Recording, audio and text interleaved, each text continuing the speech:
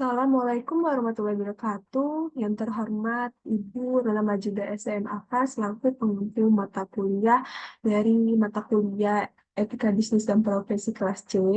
Di sini saya Happy Wijayanti dengan NPM 211103164 akan em, membicarakan hasil dari kerja saya yaitu kasus skandal akuntansi Toshiba dan kaitannya dengan etika bisnis sebagai penilaian ujian tengah semester pada mata kuliah ini.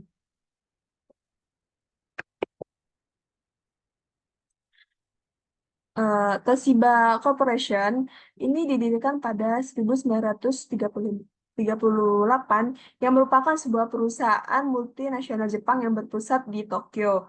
Portofolio produk dan layanannya mencakup berbagai sektor seperti teknologi informasi, komunikasi elektronik, rumah tangga, peralatan medis, dan lain-lain. Pada tahun 2010, Toshiba menjadi vendor komputer pribadi terbesar kelima dan produsen terbesar keempat di dunia dalam industri semikonduktor berdasarkan pendapatannya.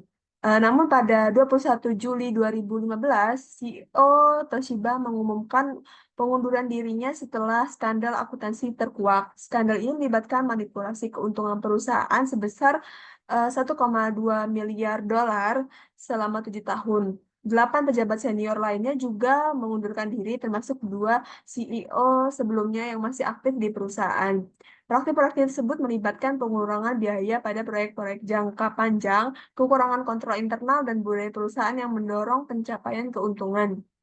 Lalu penyelidikan skandal menunjukkan bahwa CEO menekankan bawahan untuk memenuhi target penjualan setelah resesi global tahun 2008, seringkali dengan memaksa karyawan menunda pencatatan kerugian atau mempercepat hasil penjualan, manipulasi akuntansi terutama terkait dengan proyek-proyek jangka panjang, di mana staf akuntansi menggunakan teknik kompleks untuk menyembunyikan informasi dan membuat auditor eksternal sulit untuk menguji kecukupan estimasi. Jadi meskipun Toshiba memiliki sistem whistleblower, yaitu laporan-laporan yang diajukan tidak menyoroti manipulasi akuntansi, ini menunjukkan kurangnya kepercayaan atau kesadaran staf terhadap sistem tersebut. Harapan yang tidak realistis dari manajemen sistem mengakibatkan organisasi tidak menjalankan fungsi kontrol yang efektif, memberikan kesempatan bagi kegiatan yang menyimpang. Skandal ini terjadi kurang dari 2 bulan sejak Jepang mengadopsi peraturan tata kelola perusahaan yang lebih ketat. Meskipun demikian, kebijakan tersebut lebih fokus pada peningkatan profitabilitas daripada pencegahan penipuan. Perusahaan Jepang sering dianggap mentolerir keuntungan rendah demi menjaga harmoni sosial, tetapi perubahan regulasi bertujuan untuk mengubah kecenderungan ini dengan meningkatkan akuntabilitas manajer terhadap investor. Jadi supaya yang dilakukan pada tahun 2010 menilai kualitas tata kelola perusahaan Jepang sebagai salah satu yang terendah di antara negara maju dan berkembang, menunjukkan perlunya perbaikan dalam budaya perusahaan dan praktik manajemen. Jadi untuk pembahasan kasusnya, skandal akuntansi yang melibatkan Toshiba ini telah mewujudkan banyak pihak, terutama investor dan masyarakat dunia. Perusahaan yang sebelumnya dianggap sebagai salah satu korporasi terbesar dari Jepang dengan profil yang kukuh dan dihormati di tingkat global, tiba-tiba terguncang, menggoyahkan kestabilan dan reputasi Jepang yang dikenal memiliki prinsip-prinsip tata kelola yang baik. Berdapat Perdebatan tentang etika bisnis menjadi semakin penting karena dapat mempengaruhi masa depan suatu perusahaan. Eh, Perusahaan seperti Toshiba diharapkan menerapkan standar kepatuhan yang tinggi yang sesuai dengan prinsip good corporate governance, bukan hanya sebagai tujuan dalam dirinya sendiri, tetapi sebagai cara untuk membangun kepercayaan pasar dan integritas bisnis. Namun, kegagalan dalam mematuhi komitmen ini bisa berujung pada tindakan tidak terpuji seperti manipulasi laporan keuangan untuk mengelabui audit eksternal. Jadi penekanan yang tinggi dari manajemen atas bawahan, terutama dalam budaya perusahaan Jepang yang memiliki prinsip ketundukan dapat memperburuk situasi. Hal ini menunjukkan bahwa tidak ada sistem yang baik di Toshiba yang memungkinkan terjadinya tekanan yang berlebihan dari manajemen terhadap staf yang pada gilirannya dapat mengarah pada pelanggaran etika bisnis. Jadi, kesalahan dalam memahami dan menerapkan standar etika bisnis juga tercermin di dalam praktik akuntansi perusahaan, di mana laporan keuangan harus mencerminkan fenomena ekonomi dengan jujur tanpa overstatement atau understatement. Namun dalam kasus Toshiba, manajemen melanggar nilai penyajian yang jujur dan dalam laporan keuangan perusahaan dengan mengurangi nilai beban operasional dan memberikan nilai laba usaha perusahaan yang akhirnya menimbulkan kerugian sebesar 151,8 yen miliar sejak tahun 2008 hingga 2014. Kasus yang melibatkan Toshiba telah memberikan pembelajaran penting kepada masyarakat tentang pentingnya mempertahankan etika bisnis, terutama bagi perusahaan yang go public. Tanpa itu, perusahaan berisiko mendapatkan penilaian negatif dan menciptakan presiden yang merugikan di mata masyarakat, yang pada akhirnya dapat mengakibatkan penurunan valuasi terhadap perusahaan di pasar modal. Jadi, kaitannya kasus ini dengan prinsip good corporate governance itu terdapat 6. Yang pertama ada transparansi, jadi manipulasi laporan keuangan. Ini menunjukkan kegagalan dalam mencapai transparansi yang diharapkan dari pelaporan keuangan. Transparansi berarti memastikan bahwa informasi yang relevan dan akurat tersedia bagi semua pemangku kepentingan, namun tindakan tersebut jelas bertentangan dengan prinsip ini.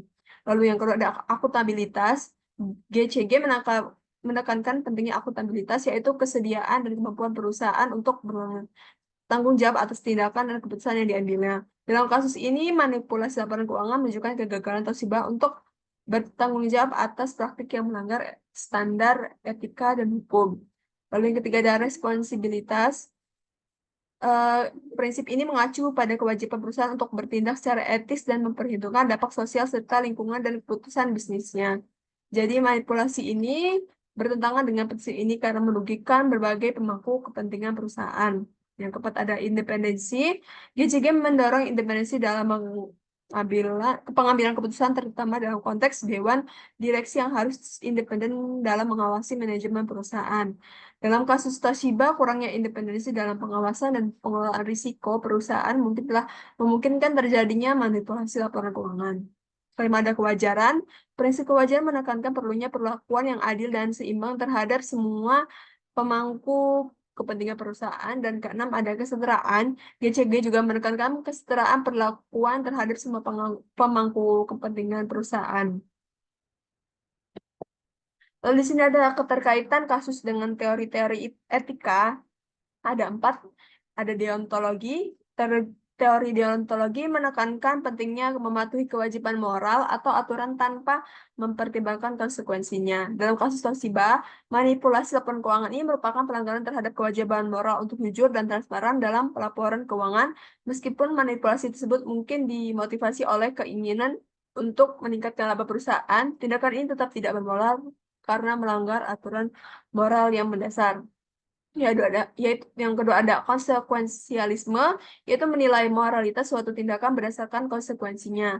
Dalam konteks ini, manipulasi laporan keuangan dapat dilihat sebagai tindakan yang tidak bermoral karena konsekuensinya adalah kerugian finansial besar bagi perusahaan dan kerusakan reputasi yang signifikan.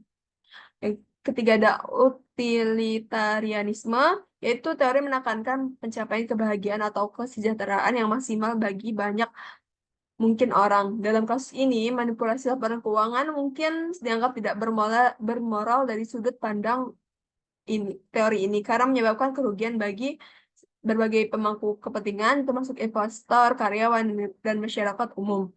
Jadi, meskipun manipulasi itu mungkin memberikan keuntungan bagi beberapa pihak di dalam perusahaan, konsekuensi negatifnya jauh lebih besar. Yang keempat ada etika kebajikan. Teori ini menekankan pentingnya karakter dan moralitas individu dalam pengambilan keputusan. Dalam konteks kasus ini, manipulasi ini mungkin menunjukkan kekurangan karakter dan integritas moral dalam perilaku manajemen perusahaan. Seseorang pemimpin yang memiliki karakter dan moralitas yang baik akan memilih untuk bertindak dengan jujur dan transparan, bahkan jika itu berarti menghadapi konsekuensi yang elit.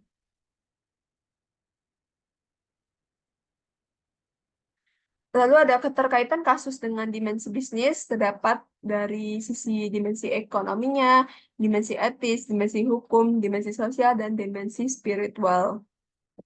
Lalu, kesimpulannya, kasus manipulasi laporan keuangan yang melibatkan Toshiba merupakan cerminan dari dampak yang merugikan ketika perusahaan gagal mematuhi prinsip-prinsip etika bisnis dan tata kelola perusahaan yang baik. Sebuah korporasi yang sebelumnya dihormati dan kuat dalam skala global seperti Toshiba tiba-tiba terguncang oleh skandal ini, mengguncang stabilitas pasar dan reputasi Jepang sebagai pemimpin dalam praktik bisnis yang etis. Dari analisis kasus ini, menjadi jelas bahwa pentingnya mematuhi standar etika bisnis seperti prinsip GCG atau Good Corporate Governance yang tak terbantahkan.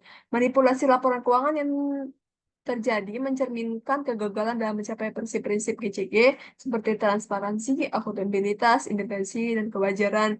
Dalam konteks ini, Toshiba gagal dalam mempertahankan tanggung jawab sosial, integritas, dan moralitas perusahaan.